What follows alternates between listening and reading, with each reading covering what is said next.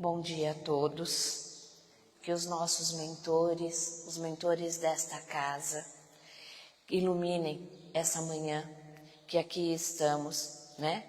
Para estudar mais um pouco, para aprendermos mais um pouco e assim possamos estar evoluindo, tanto moralmente quanto espiritualmente e nos elevando, subindo um degrauzinho a mais, né? Nessa manhã de domingo. Vamos dar continuidade ao livro de Emmanuel, psicografado por Chico Xavier, Caminho, Verdade e Vida. E estamos no capítulo 122. O capítulo dessa semana, o título é Frutos. E ele vai dar continuidade ao do capítulo da semana passada, que foi Espinheiros, que foi a Maria Angélica que falou, né? Muito bem, aliás, foi uma lição muito boa para todos nós. Então, na semana passada, foi falado sobre os espinheiros, e essa semana nós vamos falar sobre os frutos. De certo modo, os dois títulos, eles têm uma correlação entre si, pois o que vimos a semana passada, ele vai dar a continuidade, a culminância no dia de hoje, nessa manhã. Se eu identifico um espinheiro na minha vida, no meu dia a dia, e qual seria esse espinheiro? Uma situação difícil, uma pessoa difícil, né, dentro do nosso lar, na nossa convivência. Eu sei que eu não vou conseguir colher uvas daquele espinheiro, porque ele é um espinheiro, eu não vou conseguir. Mas o que eu faço então? Eu cruzo o braço e eu desisto? Eu não consigo colher nada dali, é um espinheiro e eu simplesmente vou cruzar o braço e não vou fazer nada? Não, muito pelo contrário. É aí que eu vou trabalhar, eu vou colocar as mãos à obras, eu vou pegar o arado, vou pegar a enxada, o adubo e com suor, lágrimas que vão servir como a água que vai fecundar aquele soro e vai transmutar aquele espinheiro em uma videira, em uma figueira, de onde poderemos colher frutos. Então eu vou trabalhar assim, eu vou arar, eu vou adubar, eu vou dar algo para aquilo lá se transformar de espinheiro em uma videira que dê frutos. Os frutos são o grande objetivo da obra da vida. Nós estamos aqui para darmos frutos, né? Para sermos árvore frutífera. E qual é a melhor maneira de glorificarmos a Deus? É frutificando, é dando esses frutos. E o que são esses frutos por excelência do Espírito? Paulo sempre falava na sua carta aos Gálatas ou nas epístolas, engasguei hoje, que os frutos são as virtudes, a paz, a harmonia, a bondade, a indulgência, a misericórdia, a caridade, a humildade.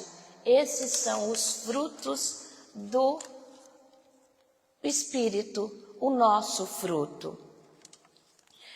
Aquela vida que é uma árvore frondosa, abundante, que produz, que alimenta muitos corações, produzindo muitos frutos. Então é isso que Deus quer de nós, que nós sejamos uma árvore frondosa, uma árvore abundante, que a gente produza alimento, que a gente dê muitos frutos e esses frutos cheguem aos corações que estão à nossa volta. E nós tivemos muito exemplo de árvores frutíferas, árvores frondosas, Chico Xavier, Eurípides Barçanufo, eles foram árvores frutíferas que deram muito fruto. As flores, os perfumes, a grandeza da copa, isso tudo pode enganar a gente. Nós vemos lá uma árvore perfumada, cheia de flores, com uma copa muito frondosa, mas se ela não der frutos, nada vai adiantar, ela não vai servir. Ela só é beleza aos olhos materiais. Ela não está ajudando, fortalecendo, trazendo algo de significativo para os outros, que são os frutos. Por isso que o nosso foco é o fruto que nós podemos dar. E a gente conhece a árvore, bem é falado isso, pelo fruto que ela dá. Pelo seu fruto é que conhecemos uma árvore. Não é pela copa, não é pelas folhas, não é pelas flores, não é pelo perfume, e sim pelos seus frutos. E o versículo de hoje, ele fala isso. Portanto, pelos seus frutos os conhecereis. É de Jesus, né? Esse versículo que está em Mateus 7:20. Então, nós conhecemos a árvore pelos seus frutos. E essa árvore aqui está representando nós.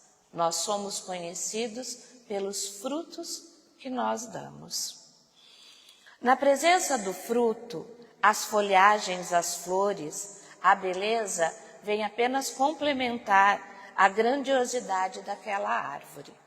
Às vezes, se tem toda essa beleza, todas as flores, todos os perfumes, tudo isso, que vai encantar apenas os olhos da matéria.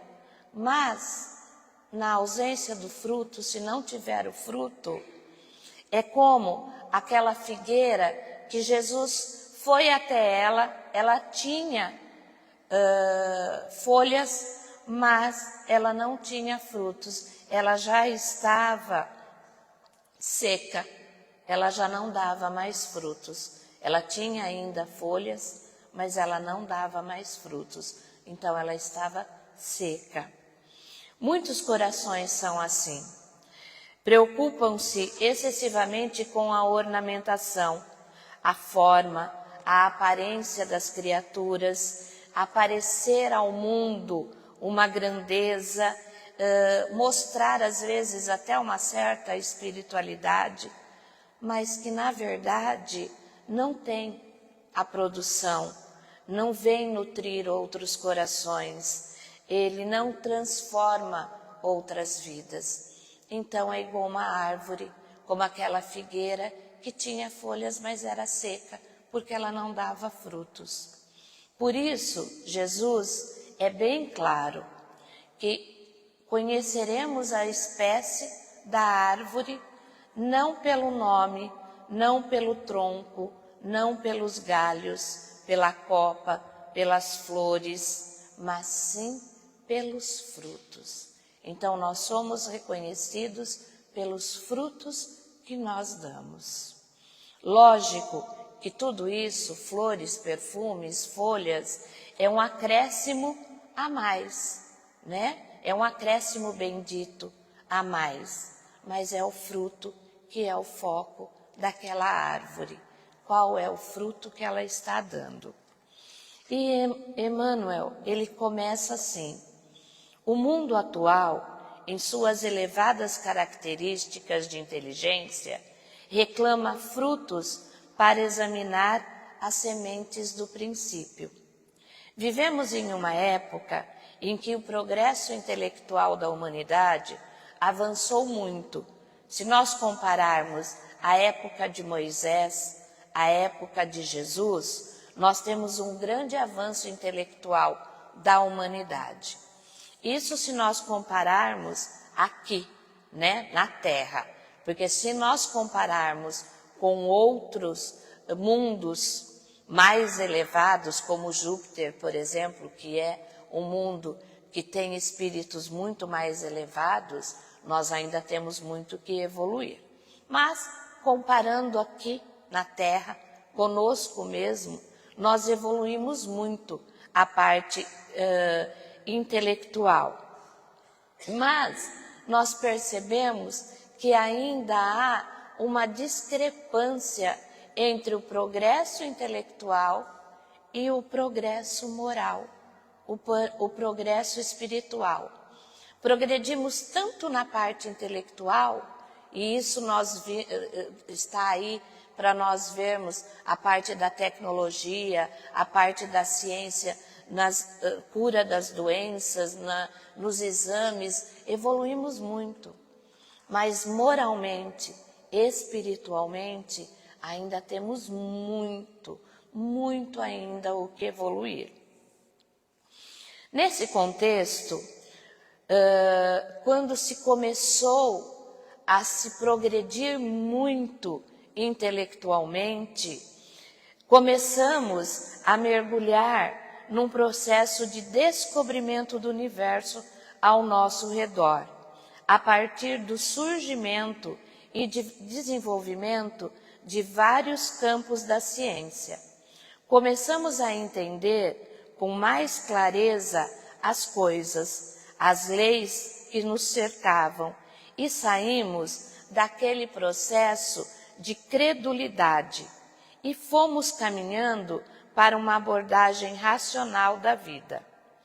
Então, antes era tudo muito fé. Nós tivemos dois extremos. Tudo era fé, tudo era a religião. Então, e depois nós fomos só para a razão. Nós saímos de um extremo e fomos para outro. Não que a ciência não seja importante, ela é sim importante, mas nós temos que balancear as duas coisas, a parte científica, a ciência, e a parte espiritual, a espiritualidade. E essa racionalidade que a ciência nos dá, ela não pode deixar de lado, excluir o sentimento, a sensibilidade. Nós não podemos ser muito material, porque a ciência em si, ela nos torna muito materialista, né? Então, não, a gente tem que saber. Se antes nós tínhamos uma fé cega, caminhamos para um outro extremo, que foi o de cortar todo o aspecto de sensibilidade, de sentimento. Tudo que vinha da fé era superstição e deveria ser desprezado. Então, foi os extremos.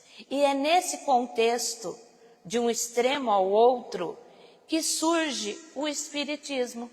É aí que ele vem, para equilibrar esses dois extremos, mostrando que a ciência tem um papel capital, que precisamos realmente da razão. Recebemos o atributo da inteligência do Criador para que ela fosse usada, mas que não podemos desprezar a fé, o sentimento, o coração. É necessário equilibrar as duas coisas, e é aí que entra o papel da religiosidade, da espiritualidade em nossas vidas. É aí que o Espiritismo entra, é aí que ele chega. O Espiritismo nos ajuda a termos uma fé mais racional, porque ele foi criado, Allan Kardec, quando montou todos os seus livros, os seus ensinamentos, ele foi baseando também na ciência, na racionalidade. Ele não fez uma coisa assim. E junto à espiritualidade, racionalidade e espiritualidade. Precisamos usar a inteligência para analisarmos melhor as coisas que nos acontecem, os fenômenos, as posturas, os caminhos, as leis que regem a vida no universo, para analisarmos as sementes dos princípios. O que está por trás desse acontecimento, desse fenômeno? Então nós usamos a ciência. E pelos frutos, pelos efeitos, pelos resultados, a gente vai chegando às sementes, aos princípios que estão por trás de tudo isso. Então é através do fruto, da semente, que nós vamos entendendo muita coisa.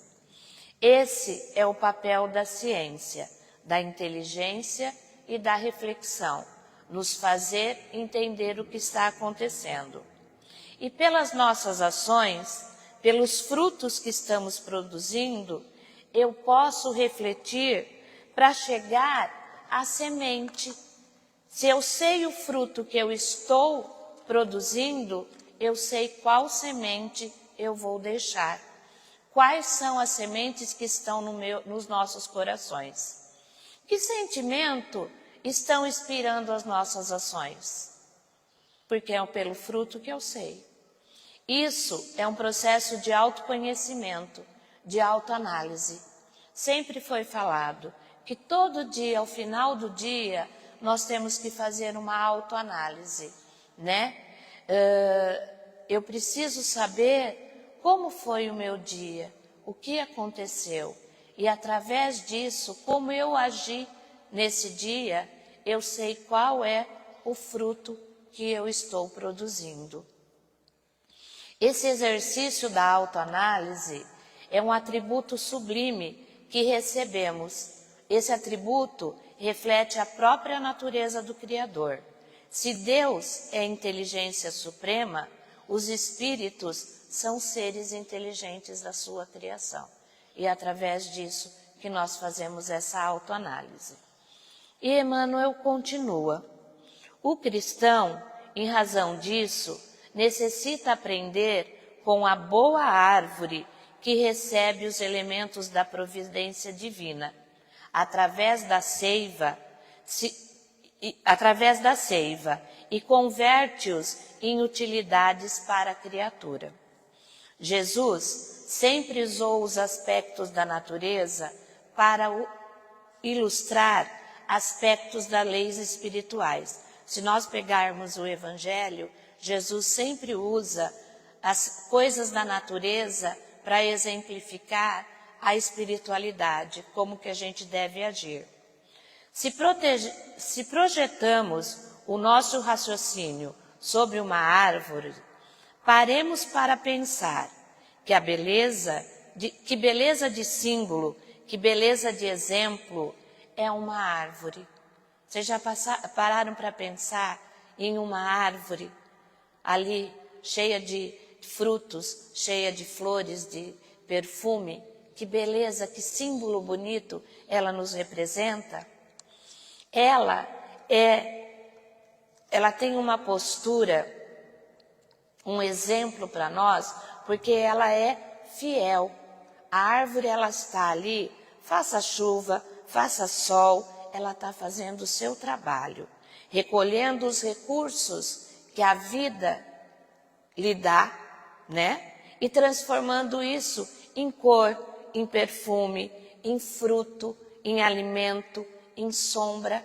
Então ela trabalha com aquilo que ela recebe para se transformar em algo tão belo que vai ajudar os outros através da sua sombra, do seu fruto, do seu perfume. Ela está lá sempre servindo, sempre acolhendo os recursos que recebe da providência e os transmutando em frutos, em alimentos, em recursos que vão ser utilizados em algo. O fruto pode alimentar uma pessoa, as suas flores podem servir para fazer um perfume, o seu tronco pode servir para fazer um móvel. Então, ela aceita a sua condição e serve aos outros. Ela é um exemplo de fidelidade, de devotamento, porque ela se coloca a serviço do Criador, ela se coloca a serviço da criação. Lógico que ela não tem o livre-arbítrio como nós. Nós também temos que nos colocar a serviço do Criador, a serviço da criação divina. Nós estamos aqui para servir, para ajudar, para trabalhar. Só que nós temos o livre-arbítrio. Então nós conseguimos servir bem ou não, né? Nós podemos nos tornar um símbolo espiritual muito belo, mas também podemos não. Isso a gente tem nas nossas mãos. E nós podemos pensar na árvore no sentido simbólico, como se ela representasse a nós, um indivíduo. Muitas vezes, nos elementos figurativos do Evangelho, nós, indivíduos, somos representados como uma árvore. Então, o indivíduo é uma árvore abundante. E olha quantos exemplos de árvores abundantes nós tivemos. Chico Xavier, ele não teve uma vida fácil. Ele não teve uma vida com abundância em termos materiais. Mas, no entanto, com aquilo que ele tinha, ele soube produzir abundância espiritual, porque ele não precisava do material. Ele, com o que ele tinha, ele produziu frutos e teve uma abundância espiritual tão grande que ele alimentou com as suas palavras, com os seus gestos, com o seu exemplo, tantas e tantas pessoas durante o tempo que ele esteve aqui. Através dos seus livros, ele nos alimentou. Jesus ilustrou isso. Jesus também não tinha abundância material. Mas alguém aqui duvida, alguém aqui questiona a abundância espiritual que ele gerou para o mundo? Para a vida, para a nossa vida, para as criaturas? Ele não tinha abundância material, mas ele tinha abundância espiritual, que ficou para nós como exemplo. Ninguém aqui questiona tudo aquilo que Jesus nos deixou, todo o aprendizado, todo o fruto que ele deixou e as sementes através desse fruto que ele deixou. Enquanto nós, discípulos do Mestre, aprendendo com ele acerca das leis espirituais que estão aí na natureza, que estão ao nosso redor, precisamos aprender a observar, aprender que essas boas árvores que estão aí, elas são para ajudar. Tanto na natureza como as árvores, que vamos pensar nas árvores como sendo nós, seres humanos. Somos corações produtivos e que deixaremos os nossos frutos, as nossas sementes, por onde passarmos. Temos que aprender a acolher o que nos chega da providência, sem exigências descabidas. Aprender a nos contentar com o que nós temos, que aquilo é o necessário, e a partir daquilo produzir abundância que sirva, que tenha utilidade para o mundo, para os outros, para aqueles que estão à nossa volta, para a nossa vida, que aquilo seja uma riqueza espiritual. Como disse Paulo, aprendi a me contentar com o que tenho, com o que sei. Sei viver em abundância e sei viver em penúria, porque o mais importante não é isso, mas sim é o que eu faço disso, o que eu faço com o que eu sei. Que essa penúria seja transformada em abundância espiritual, porque é isso que importa. Então Paulo fala que ele sabia viver tanto em abundância espiritual quanto em penúria, porque ele transformava a penúria em abundância espiritual, dando o seu exemplo. E Emmanuel continua: convém o esforço de autoanálise, a fim de identificarmos a qualidade das próprias ações. Muitas palavras sonoras proporcionam simplesmente a impressão daquela figueira condenada. Olhando para os frutos que temos gerados, eu consigo chegar às sementes que estão sendo geradas? Se eu me analisar e pensar nos frutos que eu estou produzindo, eu consigo ver que sementes eu estou deixando?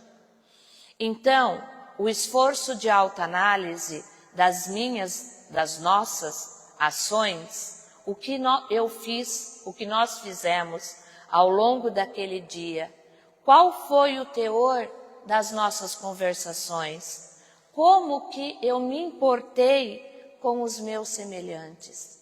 Essa autoanálise é muito importante, porque é através dela que eu sei o fruto que estou produzindo. Analisando esses frutos, o resultado da minha produção naquele dia, eu consigo ver que tipo de sementes estão por trás disso, estão dentro dos frutos que estou produzindo. Porque se o que está sendo produzido são espinhos, então eu não tenho como produzir semente de uva. Eu não tenho como produzir e fazer nascer uma videira. Não tem como, porque eu estou produzindo espinhos. A semente aqui, ela é entendida como sentimento, como pensamento que eu estou cultivando.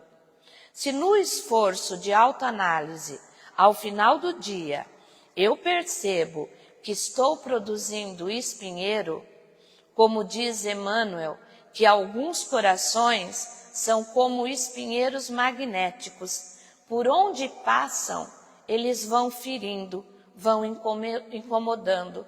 Sabe aquelas pessoas que são azedas, revoltadas, vivem com raiva, vivem falando maledicências? Essas pessoas são os espinheiros.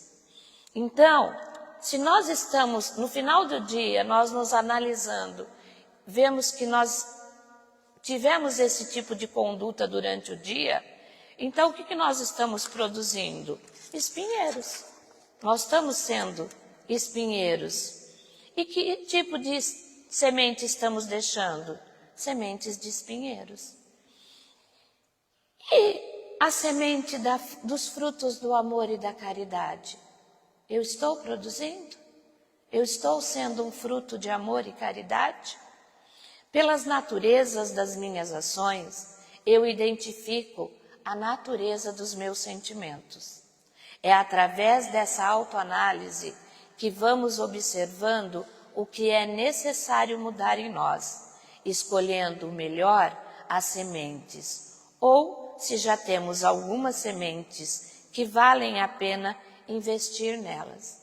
Então, através dessa autoanálise diária, todo dia, eu me autoanaliso. O que eu produzi no dia de hoje? Eu fui a árvore que produziu frutos ou eu fui o espinheiro? Se eu fui o espinheiro, o que eu preciso mudar? Aonde eu preciso mudar? O que eu preciso melhorar para me transformar numa árvore frondosa, cheia de frutos? E quais? Às vezes eu tenho já dentro de mim sementes do bem, sementes de amor. Eu preciso apenas investir mais nelas. E Emmanuel continua: é indispensável conhecermos os frutos de nossa vida, de modo a saber se vão beneficiar o nosso irmão. O indivíduo que vive muito em afirmações exteriores, em promessas, eu vou mudar, que aparenta uma coisa e não é isso, porque ele quer transmitir uma imagem que está muito distante da realidade, porque eu posso até tentar ser alguma coisa, mas mostrar para os outros uma coisa, mas os meus atos, aquilo que sai de mim, mostra o que realmente eu sou. O que sai de mim, o que está no meu coração, vai mostrar. Eu posso viver com um livro, com o Evangelho na minha mão, eu posso ter a teoria ali, mas no meu dia a dia, a minha prática, como é? Como eu trato o meu semelhante? Como eu vou agindo no meu dia a dia? Então, essas pessoas que querem aparentar, mas dentro delas não tem frutos, não tem sementes boas, elas são como aquela figueira que tinha folha sim, mas já estavam secas, não tinham frutos. Muitos corações na terra estão recheados de títulos, de reconhecimento, de recursos materiais, que são aquela coisa que encantam aos olhos da matéria. Mas, se um aflito, um ignorante, um necessitado chegar até ele, não vai encontrar nenhum fruto, não vai encontrar uma instrução, um conselho, um carinho, uma ternura. O indivíduo vai passar por aquela árvore e não vai extrair nada de útil. O indivíduo, ele não está sendo uma semente transformadora. A pessoa necessitada vai passar por ele e não vai conseguir se alimentar de nada, porque ele realmente não tem nada a dar ao outro. Nós vamos medir realmente a nossa evolução, o quanto nós temos progredido, não pelo que nós achamos de nós. Não, eu não sei se eu estou evoluindo pelo que eu acho que eu sou, mas sim pela influência que eu gero a quem está ao meu redor. Medimos a evolução de uma alma pelo número de outras almas e outros corações que ela consegue estimular, incentivar, inspirar para o bem. Então eu meço a minha evolução através daquilo que eu estou passando pelos outros, aquilo que eu estou fazendo de bem aos outros. Frutos que estão voltados, que vão alcançar outros corações, porque a árvore não produz o fruto para si mesmo, mas sim para os outros. A nossa vida será medida pela parte de valores, de luz, de esperança, de fé. Quanto maior o raio de ação, de transformação, mais essa árvore se engrandece aos olhos do Criador, aos olhos da lei divina. Por isso, precisamos estar constantemente fazendo essa autoanálise para conhecer os nossos frutos. Quando analisamos o produto da nossa vida junto a outras vidas, então teremos elementos mais concretos. E assim fica mais difícil que o nosso amor próprio, o nosso orgulho, despiste o que realmente nós somos, porque nós vamos realmente ver o que estamos sendo. Se observo o que o outro levou quando esteve em contato comigo, como ele ficou quando ele esteve em contato comigo, eu vou entender como que essa influência chegou até ele. Por isso que nós não vivemos sozinhos, nós necessitamos dos outros. Os outros são o nosso espelho. Ele vai mostrar o que nós somos, porque nós vamos deixar nele aquilo, nós vamos refletir nele aquilo que nós temos. E Emmanuel continua: a vida terrestre representa oportunidade vastíssima, cheia de portas e horizontes para a eterna luz. Em seus círculos pode o homem receber diariamente a seiva do alto, transformando-a em frutos de natureza divina.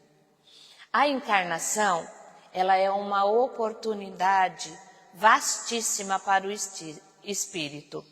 O simples fato dele estar momentaneamente no processo de esquecimento, de poder estar aqui novamente com todo esse conhecimento que nós estamos aqui adquirindo através do Espiritismo, tudo isso é vasto para que o espírito possa aproveitar essa bênção. A reencarnação é uma bênção, porque através dela nós estamos melhorando, nós estamos tendo oportunidade de arrumar, de corrigir coisas de outras vidas e aprender nessa vida também.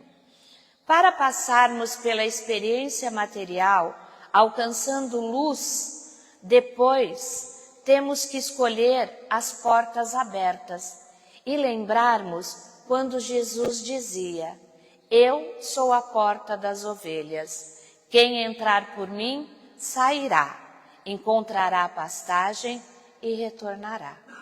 Ele quer dizer que diante de cada circunstância na vida, temos várias portas, vários caminhos pelos quais seguir, mas só a porta que Ele nos apresenta, ou seja, os princípios e valores do Evangelho, é a porta que vai realmente nos libertar, é a porta que nos conduzirá à luz divina.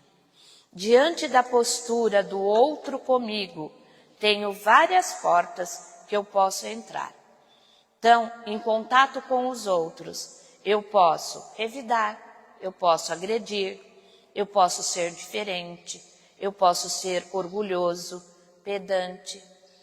São portas. Ou eu posso ser humilde, acolhedor, perdoar. E são essas portas que Jesus nos dá. Eu posso escolher a porta que eu quero entrar, mas com certeza a porta de Jesus é a que vai me trazer melhores condições, melhores benefícios, que vai me fazer evoluir e me tornar uma pessoa melhor. E qual é a seiva que nós recebemos? O tempo, o corpo, a saúde, o conhecimento, o carinho, o trabalho. Tudo isso compõe a seiva que a providência divina nos dá, nos mantém, nos sustenta. Devemos transmutar essa seiva recebida em frutos, enriquecendo e sublimando a vida. Esse é o espírito que está entendendo a sua participação na criação, que deixou de querer que a vida o sirva e passou a servir a vida. Ele entendeu agora como a árvore ali, que é a proposta de frutificar e não desejar que tudo gravite ao seu redor. Então, aquele que recebe a seiva do alto, do mestre, e transforma essa seiva em fruto, ele já entendeu qual é a sua missão aqui. E terminando, Emmanuel diz: indiscutivelmente, a atualidade reclama ensinos edificantes, mas nada compreenderá sem demonstrações práticas, mesmo porque, desde a antiguidade, considera a sabedoria que a realização mais difícil do homem na esfera carnal é viver e morrer fiel ao supremo bem. A copa frondosa da árvore pode ser apenas teoria, não sustenta, não alimenta. Agora o fruto é substância, é a luz do exemplo, da razão, o que realmente toca, que realmente pode ser acolhido e incorporado por aquele que entra em contato com aquela árvore. Por isso, esse nosso mundo tão intelectualizado, muitas vezes está tão preso em labirintos infindáveis, intrincados, de teorias, de projetos, de planos que nunca vão ser realizados.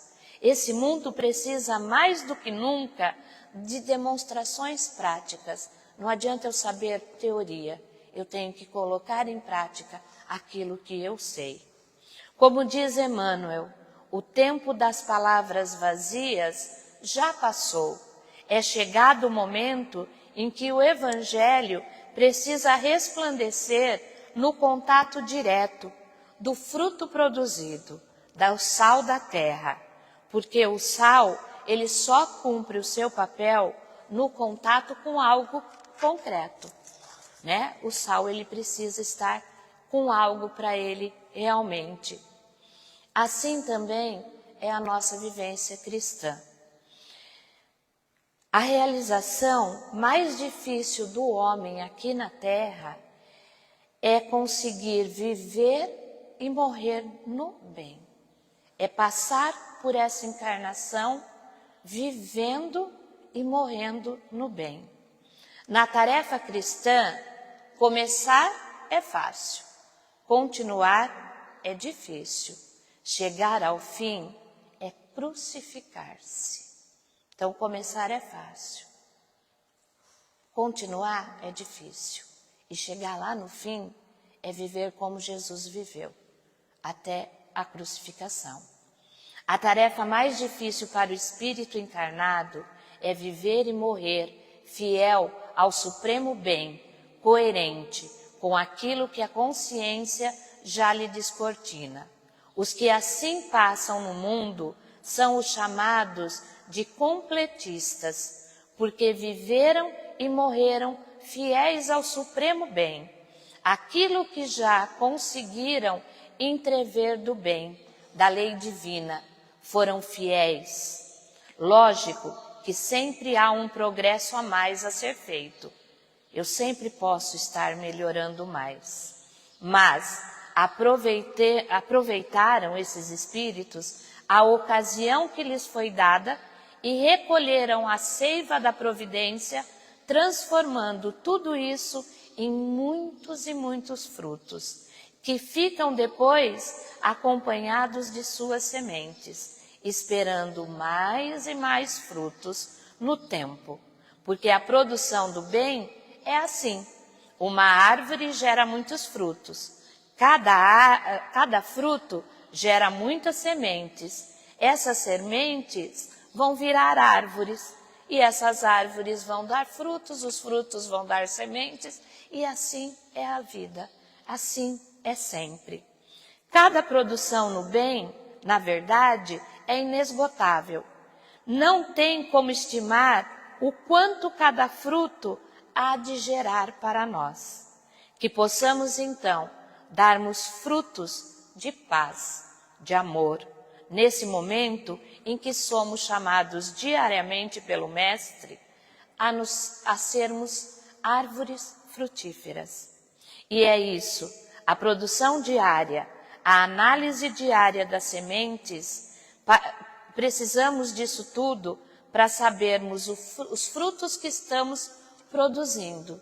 Se estamos produzindo bons frutos, boas sementes, então nós vamos analisar aquilo que nós vamos deixar aqui.